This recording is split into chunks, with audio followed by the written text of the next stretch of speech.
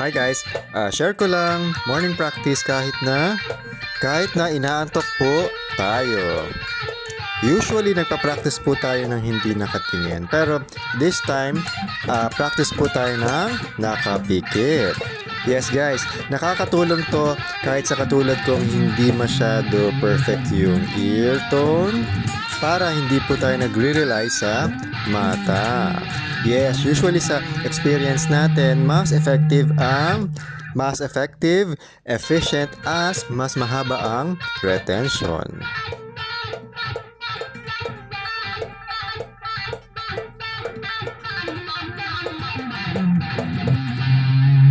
Sorry guys, hindi siya naka-interface so naririnig niyo yung tapak ng wa.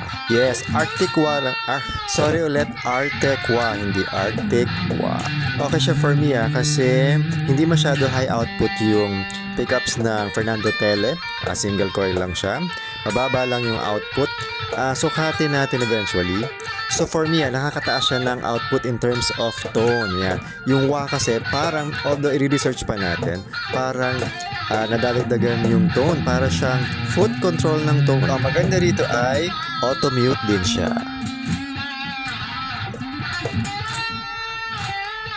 So hindi natin kailangan ng string mute for now kasi hindi ko makita yung DIY na string mute natin. So sa practice, even sa live, very useful yung wa, not just for expression but for ad-libs tsaka unrehearsed solos. So honestly, inaantok pa talaga tayo dito. Medyo maaga to for Sunday, minsan Saturday. Kasi meron na po tayong 8 to 5 na work. Monday to Friday, so kailangan talaga very efficient tayo.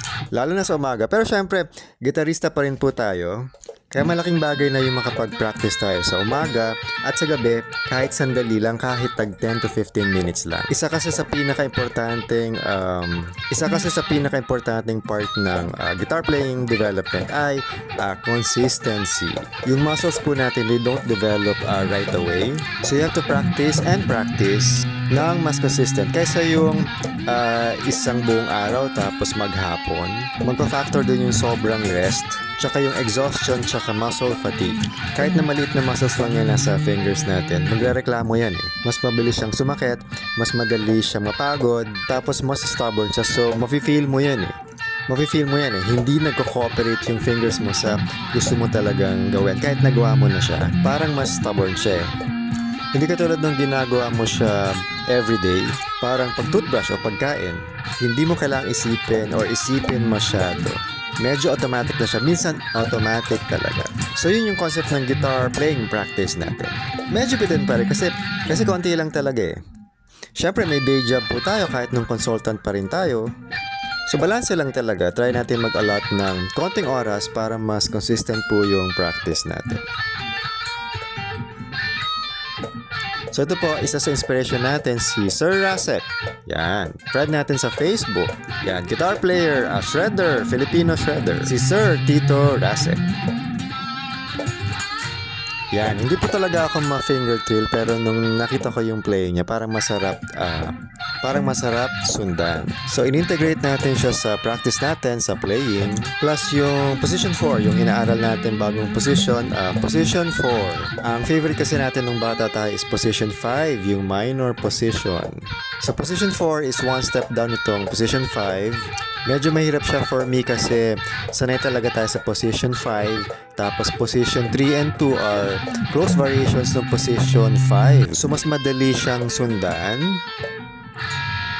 Kaya napapansin nyo, mas mabilis tayo mag-shred pababa pagka position 3, 2, and then 1. Yung 1, di ko rin masyado favorite pero maganda kasi siya pakinggan. Tunog major sa full scale, masarap siyang gawing ending. Actually, position 4 is somewhat like position 1 na nasa taas. So, paulit-ulit lang yan. Kailangan lang natin masanay dun sa position physically. Tsaka si position 4 kasi mahaba yung spacing. Hindi naman ganun kailit yung fingers natin. Tamang-tama lang din pero hindi ako nagsanay talaga dun sa mahabang spacing sa dalawang full step for legato. Pero it's not too late, so hanap lang tayo ng scale na pasok dun sa finger size natin. Okay, right now chinambahan ko lang yung A sharp, B flat na scale kasi nga nandun pa rin tayo dun sa Hey Jude. So ito yung basa ko ng scale dun sa likuran, dun sa hulihan ng kanta. So months na rin, pero okay lang.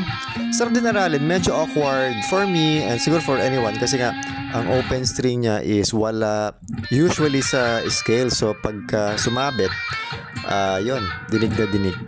Kaya maganda may string mute or in this case wah. Yan again, wah po yung gamit natin, Artec wah for tonation, tama ba?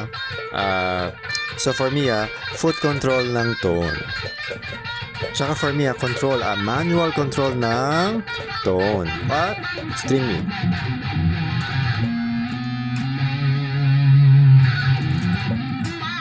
Ayan again, sorry, paulit-ulit lang. Kaya yata ang ending, hindi ko pa binabasa talaga. Pero, ganyan talaga mag-practice. I think mga 20 or 25 minutes yung practice. Hinati lang natin dito sa video ng mga 14 or 15. Pero ganyan po talaga ang practice. Yung mga boring parts, yan po yung nagpapagaling sa atin. Yan, di pa tayo ganun kagaling. Pero ang maganda rito ay komportable na po tayo sa gitara natin. Tsaka sa fingering, sa finger style. At picking, tsaka sa foot control. Yan. Siyempre, di pa tayo kasing galing ni Idol Kurt, pero at least komportable na tayo sa controls. Kahit nakapikit. Kasi nga po ay inaantok-antok pa tayo kasi mag-jogging or walking tayo mamaya. At saka sana makapag-bike na tayo ulit.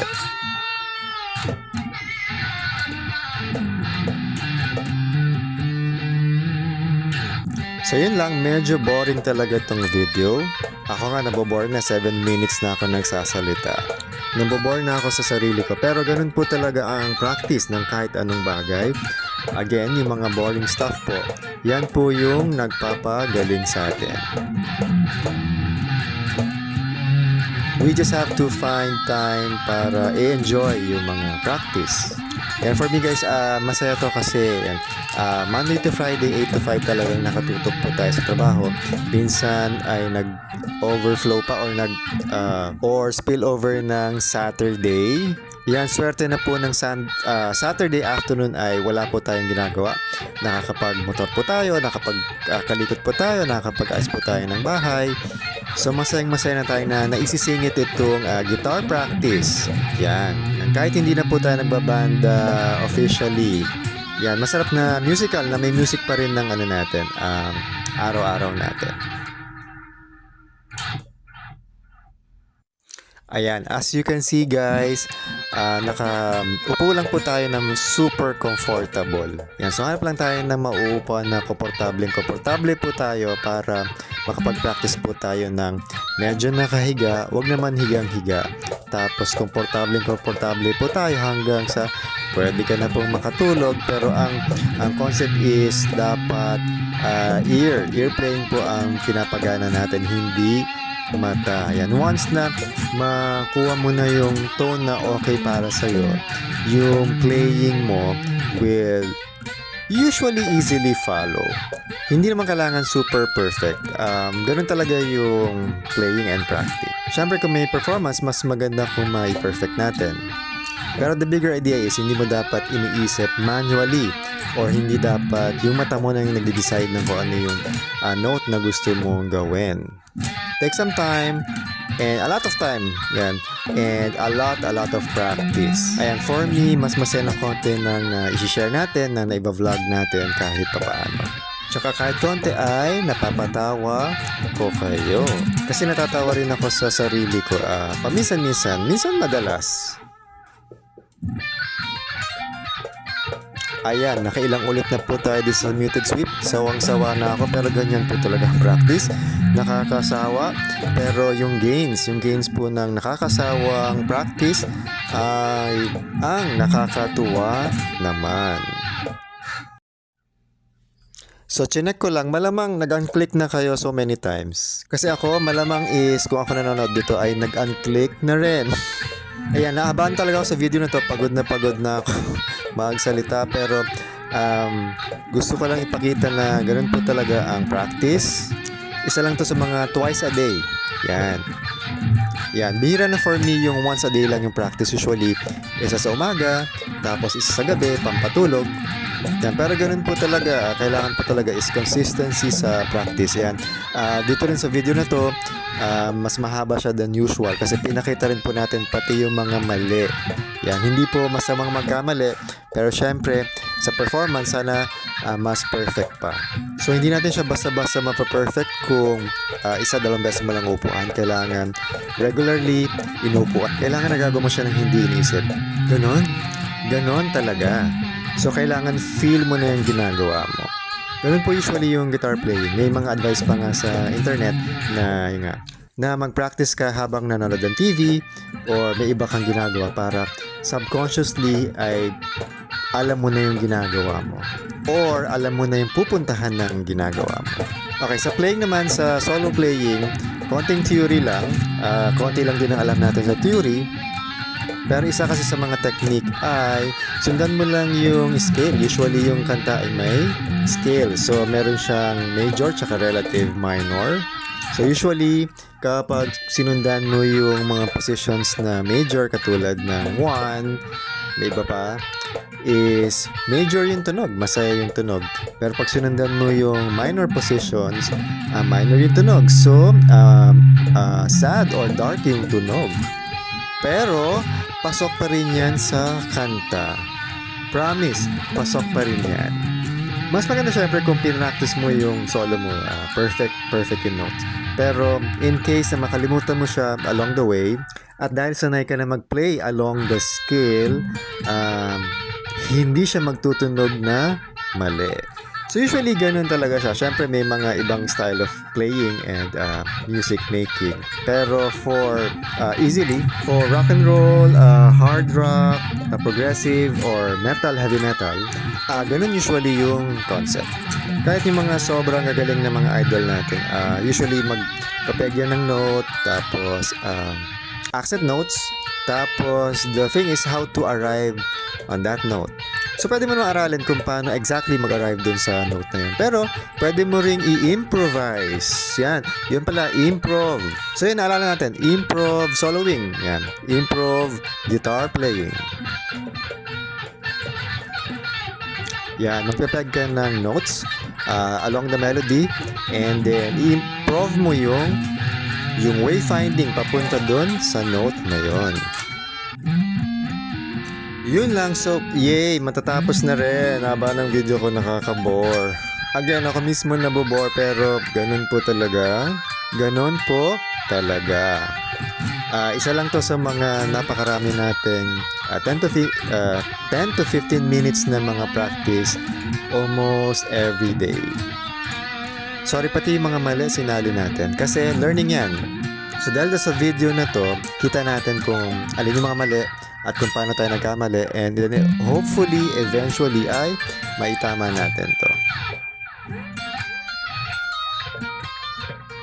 So yun lang again, practice lang. Huwag ma-disappoint masyado, huwag ma-frustrate masyado.